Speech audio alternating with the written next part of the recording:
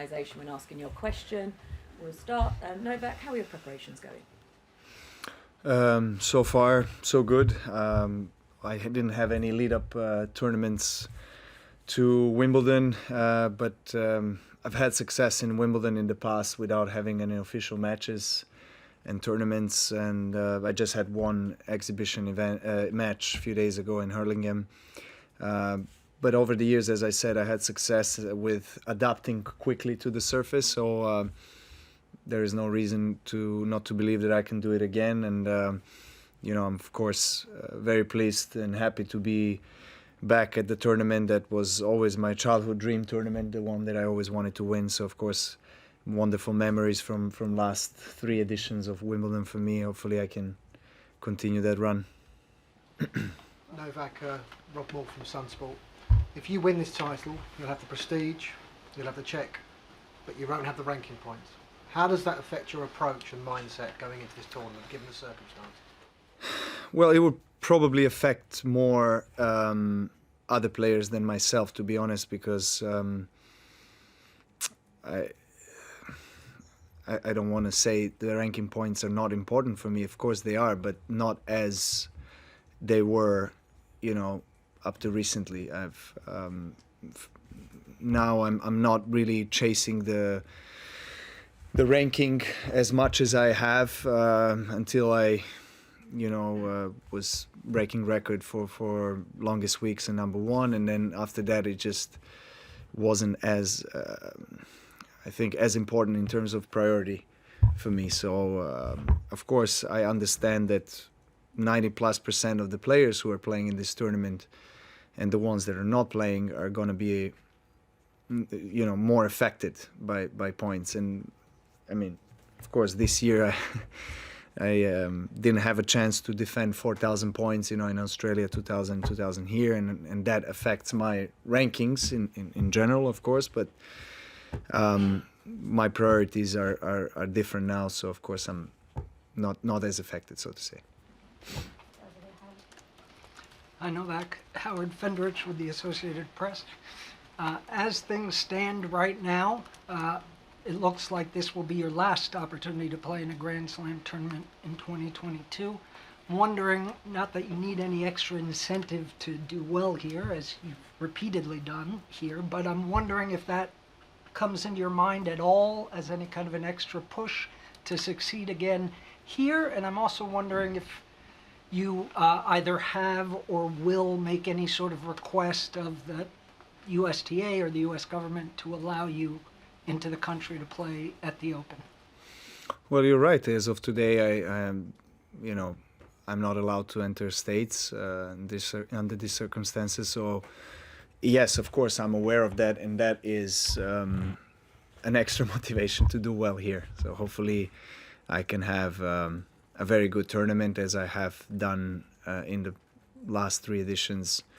And then I'll just have to wait and see. I would love to go to states, but as of today, that's not possible, and there's not much I can do anymore. I mean, it's really up to the U.S. government to make a decision whether or not they allow unvaccinated people to go into the country. Willie Weinbaum from ESPN. Novak, from your perspective, how would you describe what Rafa has done this year? Well, I mean, he had a surgery second part of the last year, and coming back after that surgery and winning Grand Slam right away is something that is really impressive, of course, and making history as well with Grand Slam wins. And again, in Roland Garros, of course, the tournament where historically he has won most titles. Just heads down. I mean, for what he has achieved and what he keeps on doing on the court. Great fighting spirit, amazing champion. Just in general, overall things that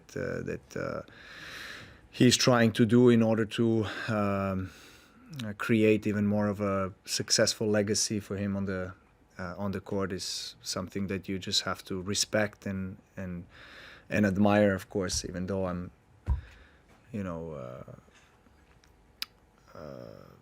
he's one of his biggest rivals, and we had, incredible matches during our career, but I have nothing but respect for him and what he has achieved. Hi Novak, Tom Hopkinson from the Sunday Mirror. I think I'm right in saying that only 3 men in the Open era have won Wimbledon 4 times successively or more. How much of an inspiration is it for you to join that band? Well, I would love to be in the position to fight for another trophy. Well, I am in the position, but I would like to be in the last match to eventually make history, of course, of this tournament. That, as I said, as a 7-8-year-old boy, I've dreamt of winning Wimbledon and becoming number 1. So that was always biggest motivation I had as a kid. And Pete Sampras, winning his first Wimbledon was the first tennis match I've ever seen on the TV. So of course there's a lot of connection to this tournament, and Pete has won it 7 times, if I'm not mistaken. So hopefully I can do the same this year. Yeah, Yannick Schneider, Sportschau, Germany. Sergei Starhovsky said in the Süddeutsche Zeitung today that he is for a complete ban, a remain of a ban of Russian athletes overall in the sport. Obviously, we have here the situation in Wimbledon. In Latvia, we have a smaller women's tournament, ITF tournament, where Russians and Belarusians were removed from the entry list. I mean, what is your position on how that should go on between taking care of the political situation and taking care of players? Well, I know Sergei for a long time, of course, and he's been my colleague for a long time on the court, but also in the council. So we have a really good relationship, and I reached out to him and we communicated, in the last period. And look, I understand the frustration coming from him and Ukrainian people towards Russia and what is happening. And of course, I'm not going to comment or get in the midst of the war.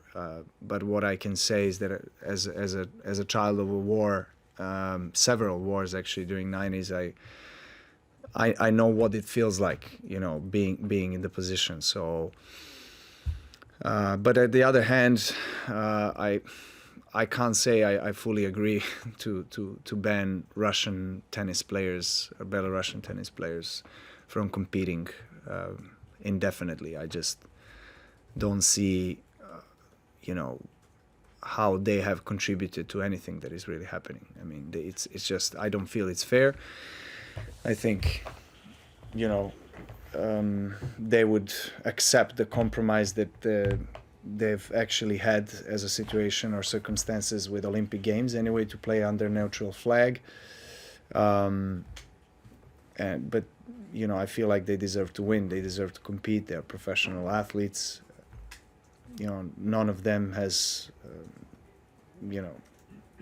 supported any war or anything like that. So it's very sensitive, I mean, once something like this happens on a big stage, anything you really say as a person coming from one or the other country, is going to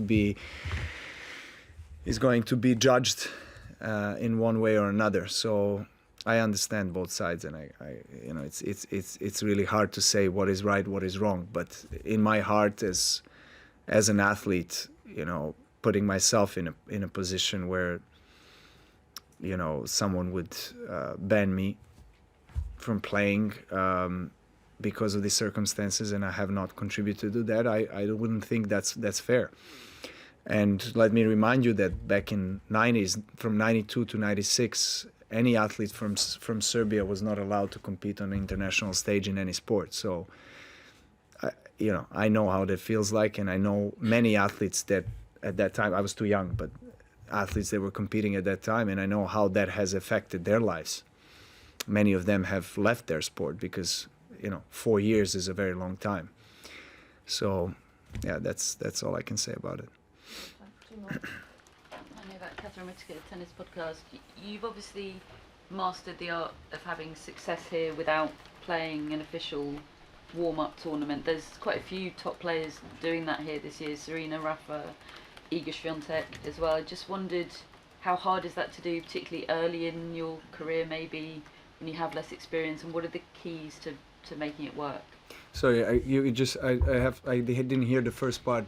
Playing, really- having success here without playing. a without playing warm-up without playing tournament, yeah. Well, I think there were some years where, like last year, where there was only 2 weeks between the finals of French Open and the first round of Wimbledon. So in those particular circumstances,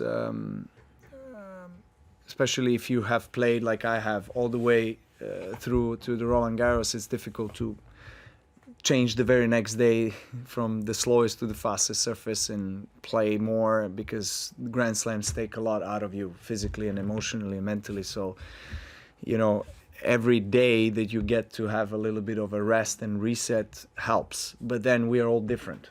You know, there are players that actually just love competing and playing as many official matches as possible because they see that's the best kind of practice or preparation for that surface or for the upcoming big tournaments. And there are players that don't need to play as much but need the good balance between competing and resting. So I'm more in the second group. So I didn't have too many issues to adapt, quickly to the surface. And over the years, I learned how to play more efficiently on the surface as well. And, because at the beginning of my career, I was, still struggling with movement and sliding and etc. And I think the movement is the biggest one, really, the biggest adaptation that needs to be done on the grass, because coming from the clay where players like myself slide quite a lot, on grass that's not always possible. It is possible to slide, but you can't do it as frequently or as often or maybe as free as you do it on clay. So you have to be more careful with the movement and tactics and etc. and different training regiment. Just a different position on the court. You have to be lower.